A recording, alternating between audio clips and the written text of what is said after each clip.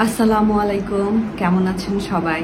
আমরা আছি আলহামদুলিল্লাহ, আল্লাহর রহমতে আল্লাহ ভালোই রেখেছেন। শরীরটা একটু খারাপ, ঠান্ডা ঠান্ডা লেগেছে। তো ভেবেছিলাম আজকে কোনো ভ্লগ দিব না, কিন্তু ভাইয়ার ভ্লগটা দেখতেছিলাম। পরে ভাইয়ার ভ্লগটা দেখে হঠাৎ করে মানে কেমন জানি লাগতেছিল।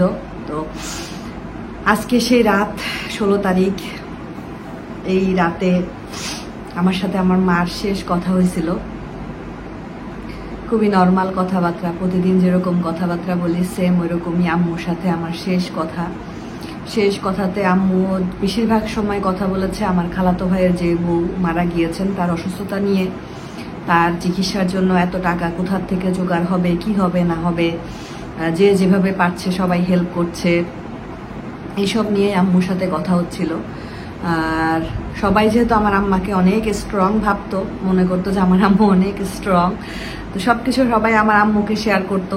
কোনো খারাপ সংবাদ হলেও আম্মুর মাধ্যমে সেটা আমরা শুনতে পেতাম। তো আসলে মানুষ কখন মানুষ চিনে, যখন দেখে যে বিপদে বা কষ্টে থাকে তখনই কিন্তু মানুষ চেনা যায়। তো আলহামদুলিল্লাহ, আল্লাহ আমাদেরকে আর্থিকভাবে কোনো কষ্টে রাখেনি, মানসিকভাবে আসলে কি বলবো, তো সেটা তো আসলে আর বলার অপেক্ষা রাখে না যে মানসিকভাবে আমরা কেমন আছি, কি করছি না করছি, এটা একমাত্র আমাদের আল্লাহ ভালো বলতে পারবেন। আমি এটাও বলবো না যে মানসিকভাবে কেমন আছি সেটা আমার হাজবেন্ড জানে, আমার হাজবেন্ডও সেটা জানে না। কারণ আমার মানসিক অবস্থা একমাত্র আমার আল্লাহ ভালো জানেন। আমি আমার মানসিক যে কষ্টের মধ্য দিয়ে প্রথম দিনগুলো আমি পার করেছি, আমি আপনাদেরকে আজকে বলছি। আমি প্রথম আম্মু চলে যাওয়ার কিছুদিন আমার কোনো হিতাহিত জ্ঞান ছিল না। আমি ঘুমের মধ্যে হঠাৎ হঠাৎ জেগে কান্না শুরু করে দিতাম, শুধু একটা কথাই বলতাম, আমার মা নাই, আমার মা দুনিয়াতে নাই, আমার মা দুনিয়াতে নাই। আমি এগুলাই করতাম। আমি এগুলো পরে আপনাদের ভাইয়ার কাছ থেকে শুনেছি, আমি নিজেও বলতে পারবো না। যেদিনকে আম্মু চলে যায় সেদিনকে আমি নাকি পড়ে গিয়েছিলাম, আমার কোনো সেন্স নাই, আমি কিছুই বলতে পারবো না। এগুলো আমি পরে রাশেদা ভাবি আপনাদের ভাইয়ার কাছ থেকে শুনেছি। আমার আম্মা চলে যাওয়ার পরে আমাকে যেই দেখতে এসেছে তাকে দেখে আমি ছোট বাচ্চাদের মতো হাউমাউ করে কেঁদেছি। আমার কাছে শুধু মনে হয় তখন এরকমই মনে হয়েছে যে এই বুঝি আমার মা আমার কাছে আসলো, এরকম আমার কাছে হয়তো লেগেছে। আপনাদের ভাইয়া, আমার ভাইয়া আপনাদের ভাইয়াকে ফোন দিয়ে বলতো যে ভাই তুমি আমার বোনটাকে একটু দেখে রেখো। তো যখন কেউ ফোন দিত আপনাদের ভাইয়াকে, যদি জিজ্ঞেস করতো যে আপু কেমন আছে বা ভাবি কেমন আছে, আমার পাশে শুয়ে আপনাদের ভাইয়া তাকে উত্তর দিত, বলেন কেমন থাকবে, যার সাথে 3 ঘন্টা আগে কথা বলেছে সেই দুনিয়ার সবচাইতে প্রিয় তার মা, সেই মাটা 3 ঘন্টা পরে আর দুনিয়াতে নাই। তো আমি তখন আমার না সবকিছু আমার খুব বিরক্ত লাগতো। তোষাম তাবিব আমার কাছে এসে যদি এটা ওইটা চাইতো, স্বাভাবিক ছোট মানুষ, বাবা অফিসে থাকতো, অফিস তো আর কামাই দেওয়া যাবে না। যেদিনকে আম্মু চলে যায় সেদিনকে আপনাদের ভাইয়া অফিসে যায়নি, পরের দিন থেকে তাকে অফিস করতে হয়েছে। ডিউটি ইজ ডিউটি, এটা আসলে কিছুই করার নাই। আমি যেহেতু নিজের জব করি, নিজের ইউটিউবিং, সেহেতু আমি 20-22 দিন পরে ইউটিউবের সামনে এসেছি বা ভিডিও আপনাদের সাথে শেয়ার করেছি। এটা নিজের জায়গা, নিজের ইচ্ছা মতো করা যায়।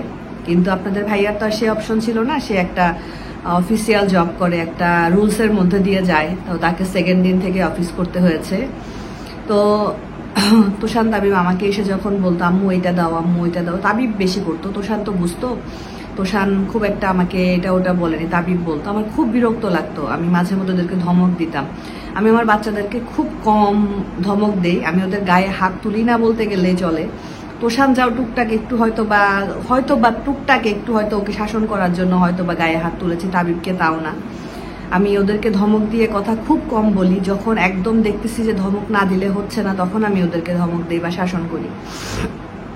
আমি আপনাদের সাথে কেন গল্প করি জানেন? আমি দেখেছি যে আমার কথা বলার ভিডিওগুলো আপনারা বেশি পছন্দ করেন। আমি নর্মাল কোথাও ঘুরতে যাচ্ছি, কাজ দেখাচ্ছি বা অন্য এগুলার চাইতে কথা বলার ভিডিওগুলো আপনারা বেশি চুজ করেন।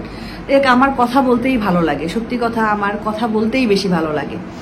তো আমার বিরক্ত লাগতো, মনে হয়তো আমার একদম সত্য কথা বলতেছি আমি আজকে, মনের একটা সত্য কথা, আমার মনে হইতো যে ওদের মা আছে, আমার মা নাই কেন।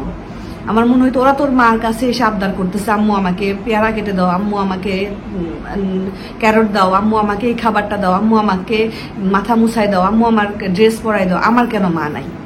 আমার এই জিনিসটা খুব মনে হইতো যে ওদের মা আছে, আমার কেন নাই, আমি কেন আমার মার সাথে কথা বলতে পারতেছি না, আমি কেন আমার মাকে আম্মু বলে ডাকতে পারতেছি না।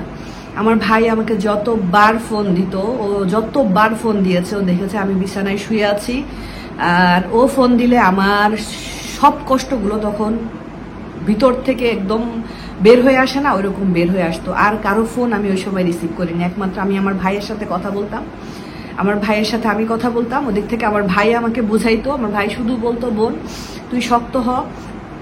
তুষানের বাবাকে ফোন দিয়ে বলতো, তুহিন আমার বোনটাকে দেখো, আমার বোনটা পাগল হয়ে যাবে, আমার বোনটা এইভাবে থাকতে থাকতে পাগল হয়ে যাবে। তা আমি না চিন্তা করছি কি আমি মনে হয় এই ট্রমা থেকে বের হইতে পারবো না। কিন্তু এভাবে যখন তাবিবের হাতটা ভেঙে গেল, বিশ্বাস করবেন তাবিবের হাতটা ভাঙার পরে আমার কাছে মনে হইলো যে আমি কি কোনোভাবে মানে ওদের প্রতি আমার বিরক্ত, এটা থেকে কি ওর হাতটা ভাঙলো। অথচ ওর হাত ভাঙা কিন্তু একদমই সিম্পল একটা ওয়েতে ভেঙেছে, মানে কোনো দৌড়াদৌড়ি না বা কোনো কিছুই না, একদম ওইটাতে মনে হলো কি আল্লাহ আমাকে মনে হয় ওদের প্রতি আমার কষ্টটা ভুলে আমি যাতে আমার সন্তানের কষ্টটার দিকে ফোকাস করতে পারি, আল্লাহ আমাকে সেই রাস্তা করে দিয়েছেন। কারণ যেদিনকে ওর হাতটা ভেঙে যায়, ওকে হসপিটালে ওর বাবা নিয়ে গেল, আমি যতক্ষণ ওরা হসপিটালে ছিল আমি সেকেন্ডের মধ্যে যে কতবার কত রকমের চিন্তা করেছি সেটা একমাত্র আল্লাহই ভালো বলতে পারবে। তো আজকে সেই রাত আমার কাছে মনে হচ্ছিল, ভাইয়ার ভিডিওটা যখন দেখছিলাম, ভাইয়া আম্মুর আলমারিটা খুলেছে, ওইটা খোলারও কারণ আছে।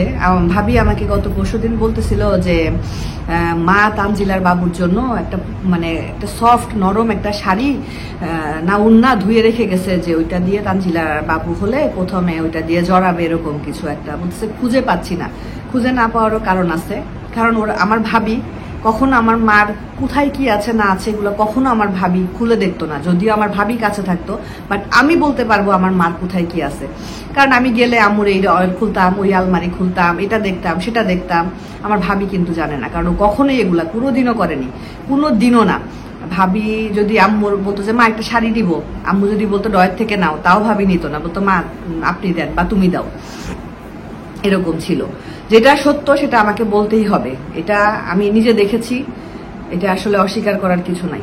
তো ভাবি আমাকে যেটা বলতেছিল যে এরকম মা রেখে গেছে, ভাবি বলছে খুঁজে পাচ্ছি না। আমি বললাম ভাবি আম্মুর যে কাঠের আলমারিটা আছে, তুমি ওই কাঠের আলমারিটা খুঁজলে দেখবা যে ওর মধ্যে পাবা। তো সেটাই মনে হয় ভাই আছে, কাঠের আলমারিটা খুলছে, খোলার পরে একটা চাদর, দুইটা বালিশের কভার একদম নতুন, ওরা বুঝতে পারতেছে না এটা আসলে কিসের। ভাইয়া দেখি বলতেছে এটা একদম নতুন, ইউজ হয়নি। ভাবি বলতেছে এটা মনে হয় বান্দরবন থাকাকালীনের। তখন আমার মনে হচ্ছে না, এই চাদরটা আর একটা শাড়ি আমার একটা ফ্রেন্ডের বুটিক আছে, ওইখান থেকে আমি আম্মুকে গিফট করেছিলাম। চাদরটা খুবই সুন্দর, কিন্তু চাদরটা একটু মোটা বলে আম্মু এটা সবসময় ইউজ করতো না, মাঝে মধ্যে ইউজ করতো। আর আম্মুর বিয়ের শাড়ি নিয়ে ওরা কনফিউজড, মানে বুঝতে পারতেছিল না যেটা কি। ওইটা আম্মুর বিয়ের শাড়ি, ভাইয়ার ভিডিওতে গেলে আপনারা দেখতে পারবেন আমার আম্মার বিয়ের শাড়ি। তো আমার ইচ্ছা আছে ওই বিয়ের শাড়িটাকে সুন্দরভাবে রেখে দিব। ভাবি রাখলে ভাবি রাখবে, ভাবির কাছে থাকলেই ভালো, যেহেতু আমি এখানে থাকি, আমার এখানে আজকে এই বাসায় কালকে ওই বাসায়, আমার নিজস্ব পার্মানেন্ট কোনো ঠিকানা নেই এখানে।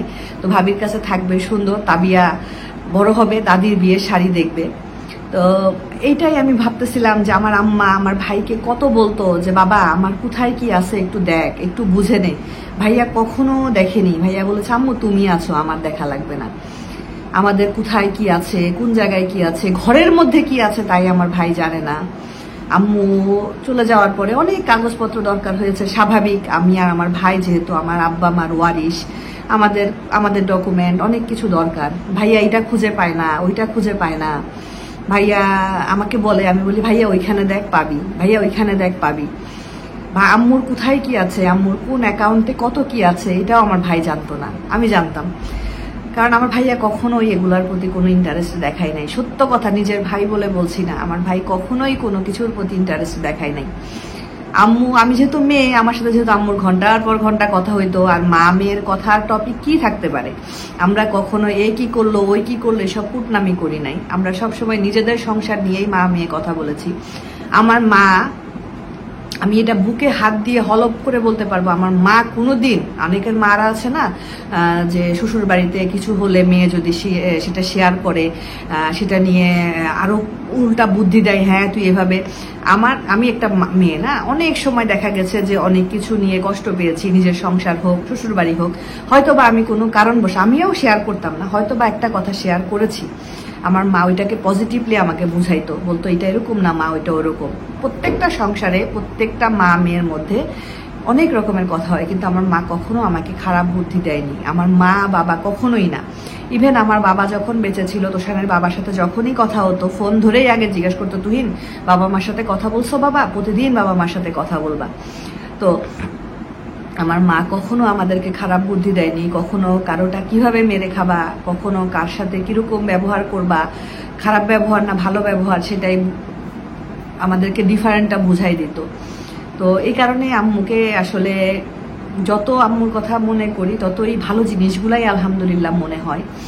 অনেক ভালো লাগে তখন যে না মা এইভাবে বলে গেছেন, মা ওইভাবে বলে গেছেন। তো আজকে যখন আমার ভাইয়া বলতেছিল যে এটা কিসের চাদর, আর ভাইয়ার ব্লগে আব্বুর একটা শাল দেখলাম আজকে, এটাও ভাইয়া জানে না, এটা আম্মু আমাকে বলেছে। এই শালটা আমার আব্বুর শাল এবং খুবই ভালো শাল, ইন্ডিয়া থেকে আনানো, খুব ভালো একটা শাল। তো ওই শালটা আমার আম্মু রেখে দিয়েছিল আর বলেছিল আমার ছেলে বাপ্পি যখন বয়স হবে তখন ওর বাবার এই শালটাও পরবে। তো ওইটা আমি ভাইয়ার ভিডিওতে কমেন্ট করলাম যে ভাইয়া এই শালটা হলো আব্বু তোর জন্য রেখে দিছে, এই শালটা তোর। তো আম্মু রেখে দিছে আর কি। তো আসলে মার স্মৃতি তো বলে শেষ করতে পারবো না, বাবার স্মৃতি আসলে 6 বছর আগে বাবা চলে গেছে। বাবা চলে যাওয়ার লাস্ট মুভমেন্টগুলো আমি বাবার সাথে ছিলাম, কিন্তু আমার যখন থেকে কলেজ লাইফ শুরু হয়েছে তখন থেকে তো আমি বাসা থেকে মোটামুটি আলাদা। ওই ভার্সিটি কলেজ বন্ধ হলে তখন যেতাম, 2-1 মাস থাকতাম, চলে আসতাম। তো ওইরকম স্মৃতি আসলে ওইভাবে বাবার সাথে স্ট্রং স্মৃতি আসলে ওইরকম মনে পড়ে না। আছে অনেক স্মৃতি আছে ছোটবেলার, কিন্তু আমার মায়ের সাথে আসলে আমার স্মৃতিগুলো এত বেশি ওতপ্রোতভাবে জড়িত, আমি যতই চাই যে আমি এই জিনিসগুলো থেকে নিজেকে একটু সরায়ে আমি অন্যদিকে ডাইভার্ট হব, আমার পক্ষে সম্ভব না, যেটা সারা জীবনেও হবে না। আজকে ভাইয়ার ভিডিওটা দেখে তাই মনে মনে ভাবছিলাম যে আরে ভাইয়া, মানে ভাইয়া যে কতটা অসহায় এটা একমাত্র আল্লাহ আর আমি ভালো জানি, আর আমার ভাইয়ার আশেপাশে যারা আছে তারা জানে। ওদিনকে ভিডিওতে দেখলাম ভাইয়া চালের বস্তা মাথায় করে ঘরে ঢুকতেছে।